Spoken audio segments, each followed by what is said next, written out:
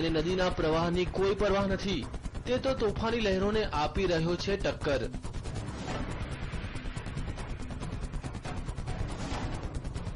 બાળકની આ જિંદગીના જંગને જોતા ગ્રામજનોએ તેને બચાવવાની જહેમત ઉઠાવી। માસૂમને બચાવવાનું રેસ્ક્યુ ઓપરેશન। માસૂમની જિંદગી બચાવવા ગ્રામજનોએ પહેલા રસ્સીનો સહારો લીધો। થોડા ઘણા અંશે તે સફળ પણ થયા, પણ અચાનક તે પાછો પાણીના પ્રવાહમાં તણાઈ ગયો। આ વખતે તો લાગ્યું કે માસૂમ તેની જિંદગીથી હાથ ધોઈ બેસશે,